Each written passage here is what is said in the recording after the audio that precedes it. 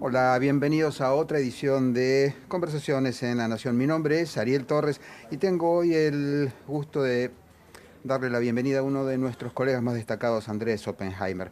¿Cómo te va, Andrés? Bien, Bienvenido. gracias por invitarme. No, por favor. Andrés es columnista, ustedes lo conocen, de leerlo en el diario, ese premio Pulitzer por la investigación del Miami Herald con el caso Irán-Contra, ganó el premio Rey de España, etcétera. Es realmente un gran periodista que ahora acaba de sacar un libro, el libro más inesperado, diría yo. Un libro sobre inteligencia artificial, el futuro del trabajo en la era de la automatización. Es un gran libro, Andrés, debo decir. Tiene una cantidad tan grande de fuentes. Hablaste con tantas personas y fuiste a tantos lugares a probar robots, efectivamente. Bueno, te agradezco, Ariel, viniendo de alguien que escribe de esto hace mucho tiempo. Eh, el libro, o sea, Sálvese quien pueda, es una investigación que hice a lo largo de 5 Te iba a años. preguntar, 5 años. 5 años. Empecé cuando, ¿te acordás cuando en el 2013 salió el estudio de la Universidad de Oxford que dijo Exacto, que el Freddie Osborne. 47% de nuestros empleos van a desaparecer en los próximos 15 años? O sea que ya quedan 10. Ponele. O Si sea, acertaron con el estamos augurio. hablando de una cantidad impresionante de nuestros trabajos que corren el riesgo de desaparecer. Me picó la curiosidad, en parte porque lo estaba viendo ya. Como vos sabés, yo trabajo en Estados Unidos y es una realidad que empecé a ver a mi alrededor. Ejemplo, yo tenía mi programa, lo grababa de televisión, lo grababa con 5 cámaras, 5 camarógrafos. Hoy día tengo 0. Todas las cámaras son robóticas. Mis columnas las traducía una traductora. Hoy día Lo va a hacer inteligencia artificial. Google Translate. ¿Sí? Y lo editamos en el mismo tiempo que antes editábamos a la traductora. Mis entrevistas antes las mandaba a transcribir. Ahora me las transcribe un algoritmo en 5 minutos. Entonces, se están eliminando muchísimos trabajos. Y para mi sorpresa, Ariel, cuando empecé esta investigación, bueno, como vos me decías recién, viajé a Oxford y a partir de ahí empecé una serie de entrevistas con los principales futurólogos del mundo y empecé a ir a fábricas de robótica en Japón, en Israel, en Silicon Valley, en todos lados, a ir a hoteles Recepcionistas robots. con recepcionistas robots totalmente robotizados, a restaurantes donde ya no hay mozos, donde está el chef, es un robot con un brazo robótico que corta el sushi. Nunca y pudiste el otro- averiguar si era realmente que hacía el sushi un robot o no, no te lo sí, quisieron sí, decir. no, sí, era. Al final te lo Al final el dijeron. tipo dijo automatizado, la cocina está automatizada. Sushi hecho a máquina. Todo, o sea, en el restaurante había una chica que limpiaba las mesas, eso era todo. No había nadie más. Entonces, y el otro que cuento en el libro, que fui en San Francisco, no tiene absolutamente nada, es todo automatizado. Entonces, estamos entrando en un mundo que ya muy pronto, no en los próximos 50 años, no en los 70, Exacto, sino sí. ya en 5 o 10 años, va a haber una revolución en el mundo del trabajo, un tsunami en el mundo del trabajo que, curiosamente, cosa que yo no sabía cuando empecé el libro, nos va a afectar a los países latinoamericanos más que a Estados Unidos, a Japón y a Alemania, a los países ricos. ¿Por qué? Porque tenemos la mayor parte de las fábricas manufactureras y los robots lo que hacen más fácil es, el trabajo repetitivo manual. Los primeros que van a ser suplantados son aquellos que hacen trabajos repetitivos manuales, como el que pone un tornillo en una fábrica de autos. Ahí está China también. Bueno, Y ahí China está es un factor en la economía mundial. Bueno, China es el país que más se está robotizando, porque ellos saben que si no se robotizan, con el aumento de los salarios chinos, se van a quedar totalmente fuera de juego.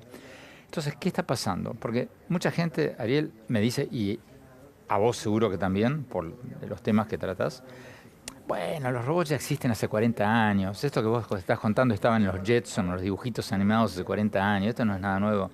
Se equivocan en grande, no tienen la menor idea de lo que se viene. ¿Por qué? Por 2 factores fundamentales. Primero, los robots son cada vez más baratos. Exacto, y más Cada, chiquitos. cada vez más baratos, y segundo, porque son cada vez más inteligentes. Hasta hace 5 o 6 años, los robots eran individuos. Vos programabas al robot para atornillar el tornillo en la fábrica automotriz. Y eso era todo, y por ahí le enseñabas otra cosa. Hoy día, ese robot que atornilla el tornillo en la fábrica automotriz está conectado a través de la nube con el robot de al lado, que clava un clavo, y ese a su vez con 1 millón de otros robots que aprenden mutuamente de sus errores y se transmiten mutuamente sus aciertos. Entonces estás hablando de robots que son cada día más baratos y cada día más inteligentes. Entonces lo que está pasando ahora en China, que vos citabas, es que hace 8 años, en el 2010, una fábrica china tardaba 5.3 años en amortizar un robot. O sea, el empresario compraba un robot y era el equivalente a 5.3 años del sueldo y las prestaciones sociales y todo eso de un trabajador. El año pasado eso bajó a 1 año. El año que viene van a ser 6 meses. Y el robot no toma vacaciones, no se cansa, no se equivoca. no se sindicaliza, trabaja 3 turnos seguidos. Entonces, esto va a ser un tsunami que va a provocar un enorme desplazo laboral que nos va a afectar a todos. Por eso, en el libro no es un tratado teórico sobre el mundo que se viene, sino que lo que hice es, sí, en el primer capítulo es una cosa teórica, vaticinando un poco lo que vamos a ver en los próximos 5 o 10 años, pero la parte central del libro es cada capítulo dedicada a una profesión. ¿Qué va a pasar con los banqueros? ¿Qué va a pasar con los contadores? ¿Qué va a pasar con los abogados, con los periodistas? Especialmente con los maestros, con los psicólogos, etcétera, etcétera, etcétera. Y entonces entrevisté a los principales gurúes de cada profesión. Por ejemplo, en el capítulo de los periodistas entrevisté al director de innovación del Washington Post, al director de innovación del New York Times. En el capítulo de los abogados entrevisté al director de proyectos de una de las principales empresas de abogados de Estados Unidos. En el artículo de los médicos, al principal gurú de la medicina del futuro, etcétera, etcétera. Para tratar de no hacer un tratado teórico, sino para decirle a la gente... Fuiste a los tipos que están laburando con esto y los entrevistaste. Y la idea era, a ver, les pregunté, a ver, ¿qué consejo le das a la gente, al médico de 30 años, o al abogado de 30 años, o al abogado de 50, o al médico de 60? Entonces, empieza el libro, digamos, con el primer capítulo teórico, después voy capítulo por capítulo, cada profesión, cada trabajo, el futuro de todas estas profesiones que te dije, y al final hablo sobre las carreras del futuro y los trabajos del futuro y cómo nos podemos reinventar cada uno. Ya vamos a llegar a eso, porque fue una de las partes que más me gustó del libro. Pero quiero hacerte una pregunta antes. ¿Vos pensás que este libro podría haberlo escrito un robot? Hoy no,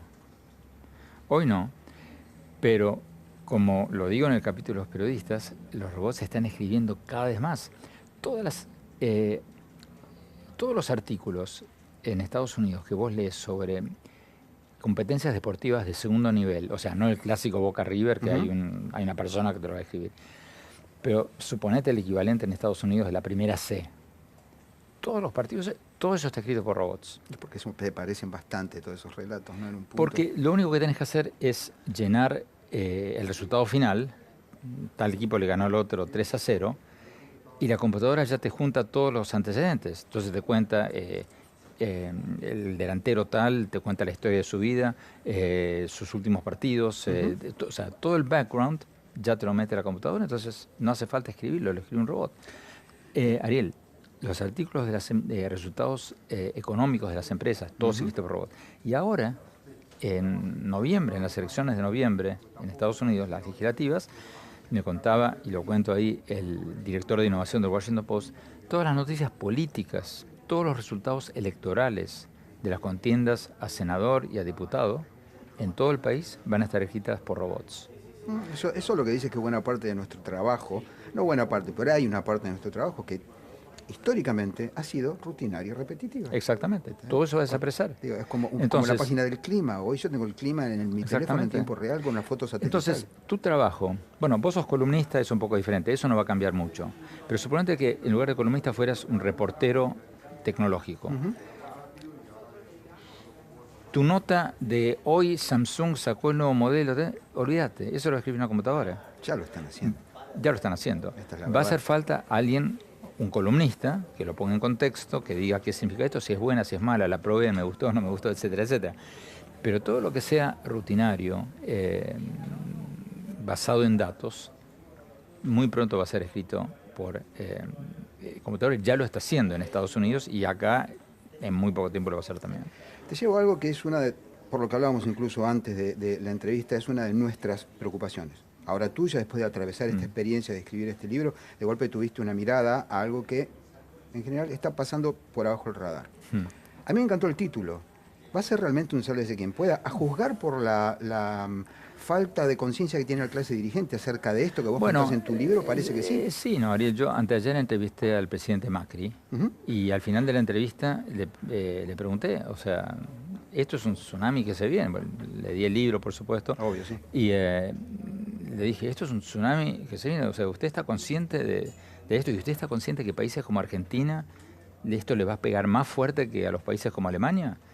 Y él me dijo que sí, y me contó una anécdota muy interesante. Me dijo, mira Andrés, hace poco recibimos una inversión de $200 millones y yo estaba feliz, me decía Macri. Una inversión de $200 millones de la industria cervecera, una de las más grandes recientes, etcétera, etcétera, buenísimo para el país, etcétera, etcétera. Pero, ¿cuántas fuentes de trabajo? Pregunté, ¿cuántas fuentes de trabajo va a crear? 22. Entonces me decía él, un emprendimiento de empanadas te emplea 15 personas más otras 7 que lo venden. O sea, te emplea la misma cantidad de gente que una inversión de $200 millones, porque esa fábrica de $200 millones está totalmente automatizada.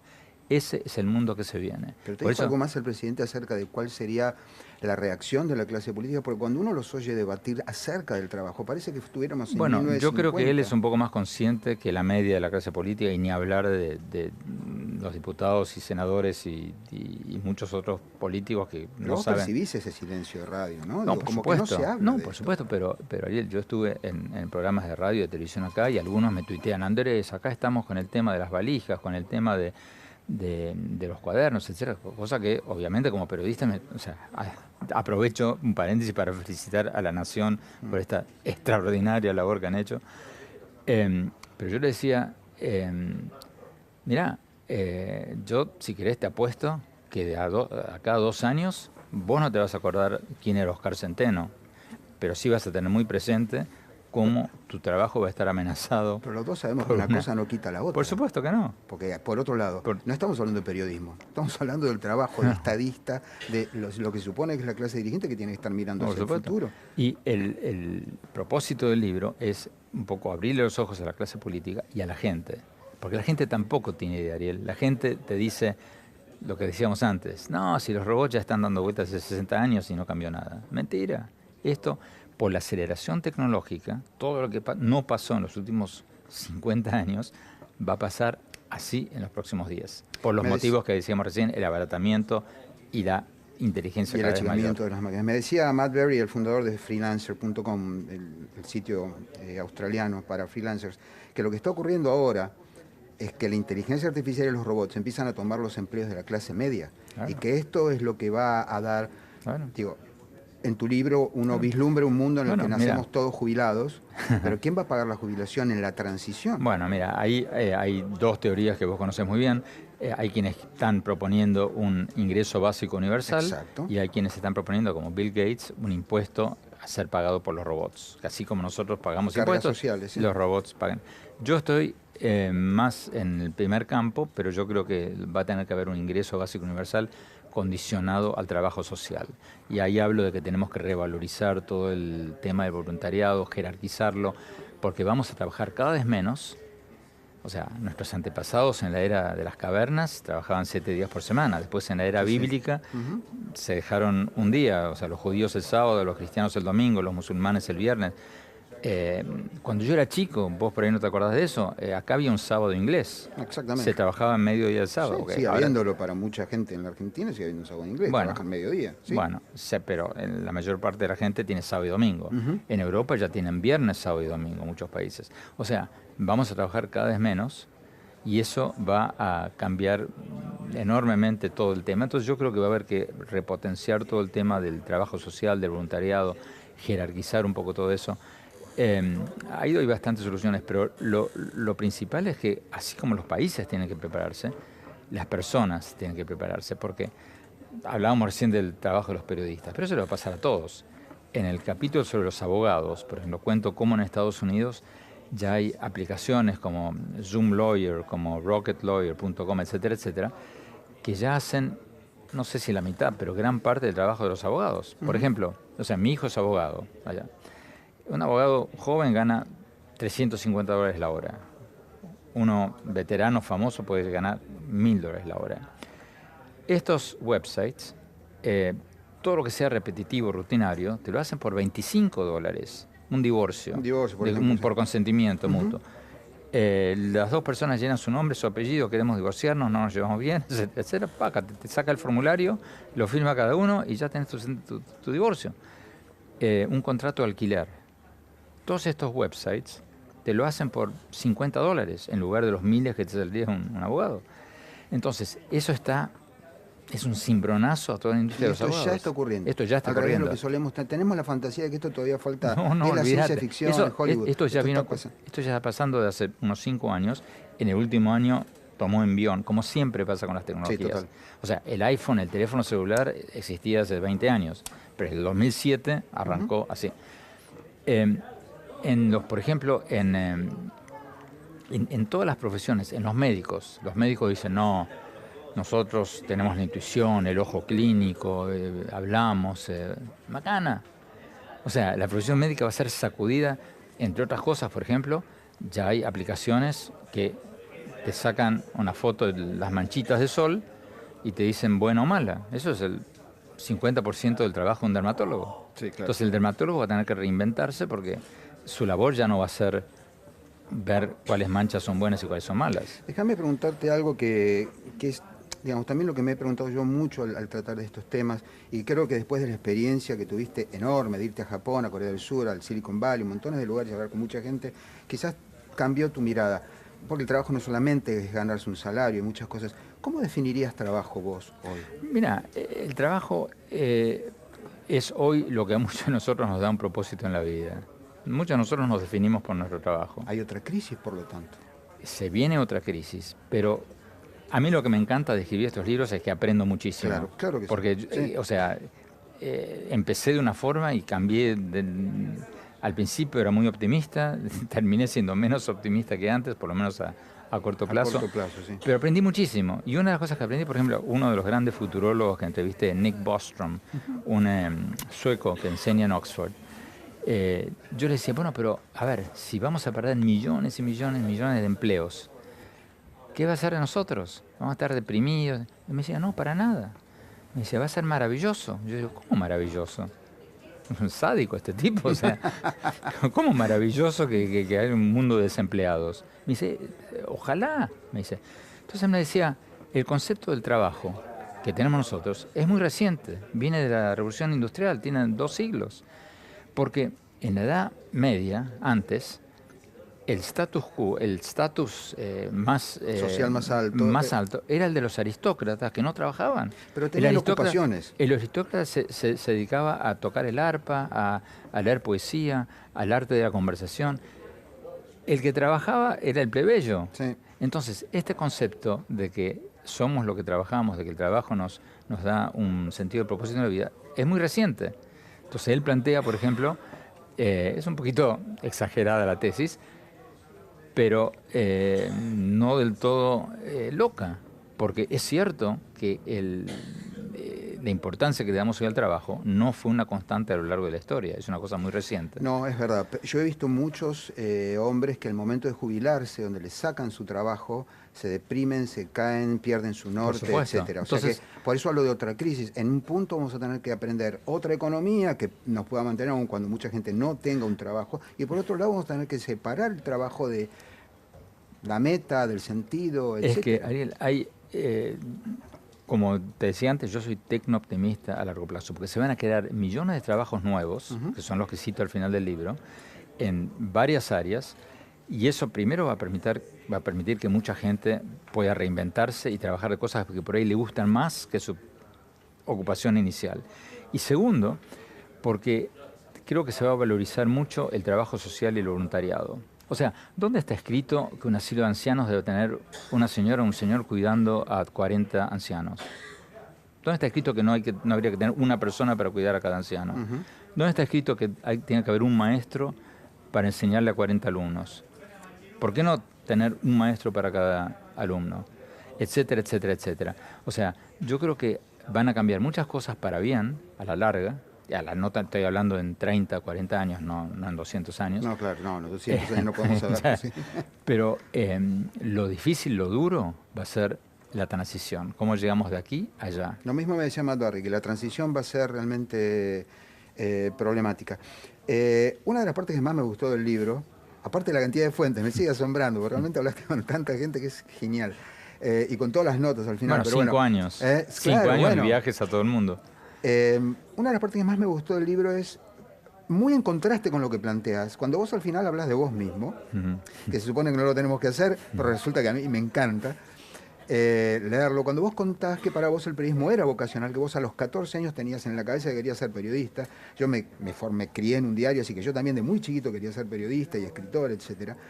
Y le decís, y esto es tremendo, le decís, a ver, ¿qué va a seguir? ¿Qué le aconsejarías a un chico que estudie? Y vos le decís, seguí tu corazón, seguí tu vocación como primer mandato. Seguí tu pasión. Explícame eso, Sí. cuando aún vos mismo estás diciendo que tal vez alguna de esas pasiones pueden ser reemplazadas por robots, ¿o no es así? Yo lo que digo siempre a los chicos cuando hablo en universidades es, si vos tenés una pasión, si vos tenés algo que realmente te gusta, ni lo pienses. No le des bola a ningún ranking de trabajos, nada. Porque si te gusta la plomería y vos realmente querés ser plomero, vas a ser el mejor plomero que hay y te va a ir muy bien, porque vas a laburar. Mira, entonces yo cuento mi caso personal. Cuando yo me voy a Estados Unidos en el 76, bueno, estudié, me gradué y por supuesto no conseguí ningún trabajo. Periodista, inmigrante, o sea, difícil. Conseguí un puesto de traductor en la Associated Press de las 12 de la noche hasta las 8 de la mañana. Era el único puesto que conseguí, traduciendo pero cables. estabas dispuesto a hacerlo. Era mi pasión, era lo que me gustaba hacer. Yo quería ser periodista y no quería hacer ninguna otra cosa que no fuera periodista. Sí, yo me sentí muy identificado con eso. Entonces, por eso me gustó, sí. Trabajé durante 2-3 años larguísimos, de medianoche a 8 de la mañana, y cuando faltaba el tipo del turno de mañana, hacía 2 turnos seguidos, como los médicos, y a veces hacía hasta 3 turnos seguidos traduciendo artículos. Y después, a los 3 años, como siempre pasa, por eso a los chicos siempre les digo, entrá en el edificio. Totalmente. Vos querés trabajar en la nación, entrá a limpiar ventanas. Si vos tenés una vocación, si vos tenés una pasión, algún día alguien se va a enfermar, te van a pedir que vayas a cubrir alguna cosa, entrá en el edificio. Nos ha pasado a todos. Por supuesto. Ahora, entonces, termino de contar la historia. Entonces, un día, o sea, pasé al turno mañana, después de 3-4 años, alguien se retiró, no me acuerdo, pasé el turno mañana, empecé a conocer a los jefes, a quienes ni siquiera conocía. Se enfermó alguien, se fue de vacaciones, me mandaron a cubrir algo, después la segunda nota, la tercera nota, ¿verdad? y entré. Entonces, lo principal es descubrir tu pasión, si la tenés, si tenés la suerte de tenerla. Y lo que digo en el capítulo, por ejemplo, del futuro de los docentes, los futuros de los maestros, es el maestro va a tener que cambiar totalmente lo que hace hoy, va a tener que dejar de ser un impartidor de conocimientos, porque hoy día los chicos lo van a buscar en Google, en el buscador de Google, mucho mejor de lo que puede dar un profesor. Y además, los robotcitos, profesores como los que describieron en el libro, son mucho mejores para impartir conocimientos que un maestro, pero el robot no puede impartir valores, el robot no puede despertar la curiosidad, el robot no puede ayudar a los chicos a encontrar su pasión. Entonces va a haber un enorme rol para los maestros, va a haber un enorme campo para los maestros, pero va a ser totalmente diferente a lo que estamos habituados. Al de impartidor de conocimiento. Andrés, en un minuto, porque no tenemos más tiempo, y aquellos que no sienten este llamado, en un minuto, ¿qué les recomendás estudiar, seguir, etcétera? Aquellos que no sienten este llamado, les recomiendo estudiar, no importa la edad que tengan. Porque, como digo en el capítulo de educación, cuando entrevisto al presidente de MIT, la mejor universidad del mundo, él me dice, las universidades van a dejar de ser lo que son hoy, que es institutos donde vos estudiás 5 años y te dan un papelito, para convertirse en algo como la suscripción a una revista. Vos vas a comprar tu suscripción a una universidad, vas a estudiar 4 años, vas a volver a los 5 años, vas a volver a los 10 años, vas a volver a los 15 años, porque vas a tener que reinventarte muchas veces en lo que vos haces. Andrés, muchas gracias. Sálvese quien pueda, el futuro del trabajo en la era de la automatización. Un trabajo de 5 años, muy recomendable, especialmente para aquellos que toman decisiones, porque está viniendo un cambio muy grande. Andrés, muchas gracias por visitarnos. Gracias, Ariel.